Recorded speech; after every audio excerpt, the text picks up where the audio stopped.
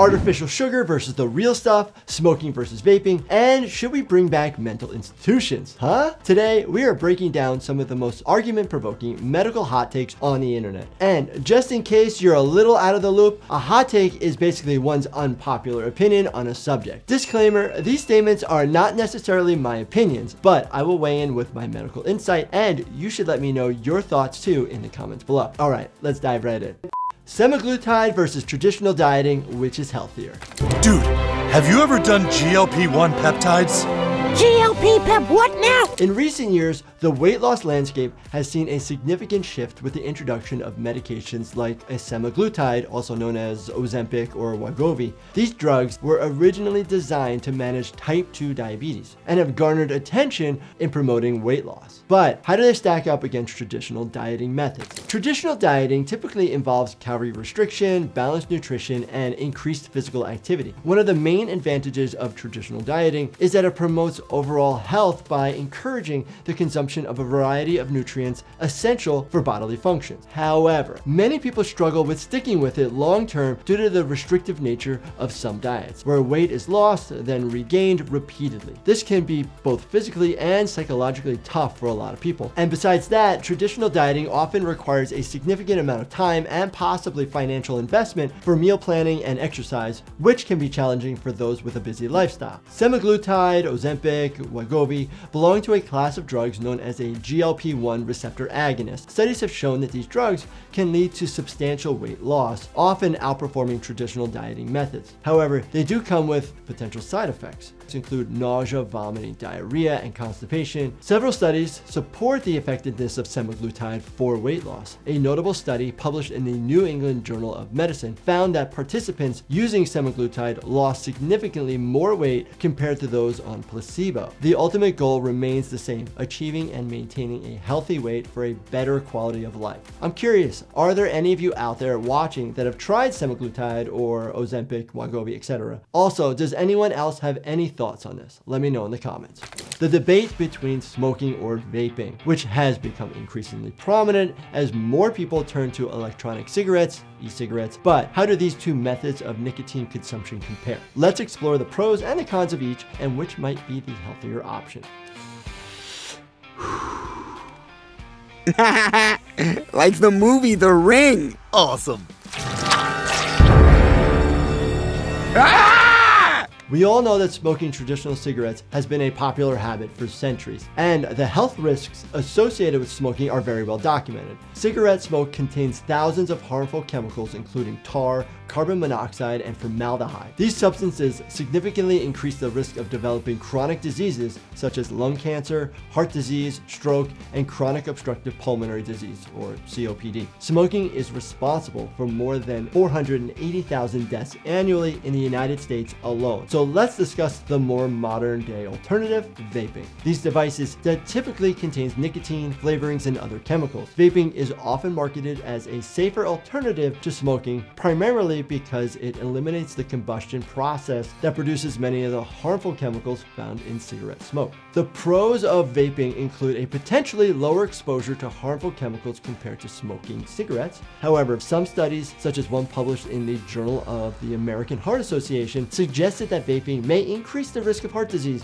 and respiratory illnesses. But when comparing smoking and vaping, it is clear that both methods have significant health risks. However, vaping is generally considered to be less harmful than smoking. Public Health England, an executive agency of the UK Department of Health and Social Care, has stated that e-cigarettes are estimated to be 95% less harmful than smoking, and supporting evidence highlights the potential benefits of vaping as a quitting smoking tool. Ultimately, as a doctor, I don't think either option is that great of an option, as I have to deal with the after effects of using these types of products in both forms, smoking and vaping. However, the best approach for overall health is to aim for a complete breakup with nicotine.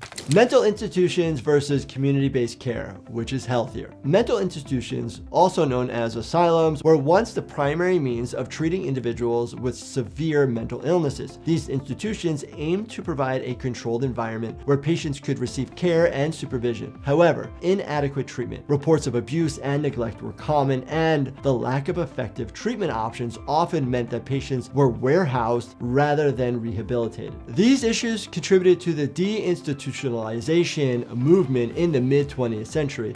Community-based care includes services such as therapy, medication management, social services, and peer support. The pros of community-based care are numerous. Studies have shown that integrating individuals with mental illnesses into their communities can improve their quality of life and reduce stigma. The debate over whether to bring back mental institutions centers on the need for comprehensive, accessible care for individuals with severe mental illnesses. A study published in the American Journal of Psychiatry found that deinstitutionalization, when coupled with adequate community support, improved outcomes for individuals with severe mental illnesses. However, the study also noted that insufficient community resources could lead to negative consequences such as homelessness and incarceration. The choice between the two is complex, with each approach offering unique benefits and challenges. While mental institutions can provide necessary intensive care for some individuals, community-based care, on the other hand, promotes integration and independence, but requires robust funding and infrastructure to be truly effective. Ultimately, a hybrid model that incorporates elements of both approaches may offer the best solution. By providing a spectrum of care options, we can ensure that individuals with mental illnesses receive the support they need. Consulting with mental health professionals and policymakers is essential to developing a comprehensive, humane, and effective mental health care system.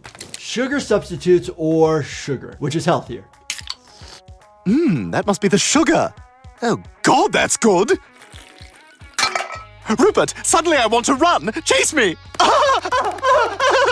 In the quest for healthier eating, one of the most hotly debated topics is the use of sugar substitutes versus regular sugar. As people become more conscious of their sugar intake, they often turn to artificial sweeteners or natural alternatives like stevia and monk fruit. Let's explore the pros and the cons of each, evaluating their health impacts, and examine supporting evidence to determine which might be the healthier option. Regular sugar, primarily in the form of sucrose, has been a staple in diets around the world for centuries. High intake of sugar has been linked to numerous health issues, including obesity, type 2 diabetes, heart disease, and tooth decay. Artificial sweeteners such as aspartame, sucralose, and saccharin are synthetic sugar substitutes that provide sweetness without the calories. These sweeteners are much sweeter than sugar, meaning only a small amount is needed to achieve the desired sweetness. The pros of artificial sweeteners include their low calorie content, which can help with weight management and reduce the risk of obesity-related diseases. Some studies suggest potential health risks associated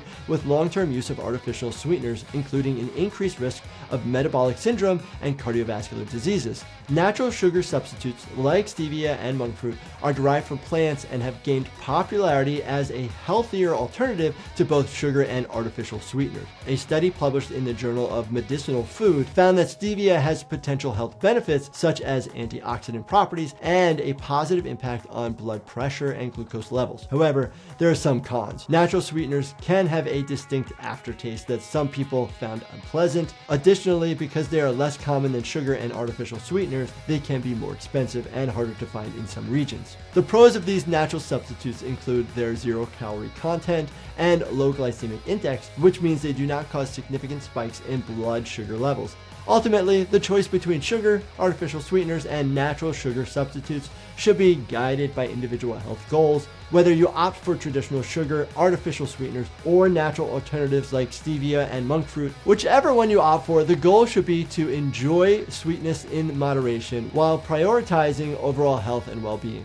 Euthanasia and assisted suicide. The debate surrounding euthanasia and assisted suicide is one of the most complex and sensitive issues in modern medicine and ethics. These practices involve allowing terminally ill patients to end their lives with medical assistance. Let's explore the pros and the cons of each approach. Euthanasia refers to the deliberate act of ending a person's life to relieve suffering, typically by administering a lethal dose of medication. It can be voluntary, where the patient consents, or non-voluntary, where the patient is unable to give consent, i.e. coma. Assisted suicide, on the other hand, involves providing the means for a patient to end their own life, often with a prescription for a lethal dose of medication. Proponents argue that euthanasia and assisted suicide provide a compassionate option for terminally ill patients experiencing unbearable suffering. These practices respect the autonomy about their own bodies and lives. A study published in the Journal of Medical Ethics found that many patients who seek euthanasia or assisted suicide do so to preserve their dignity and avoid prolonged suffering. There's a fear that legalizing euthanasia and assisted suicide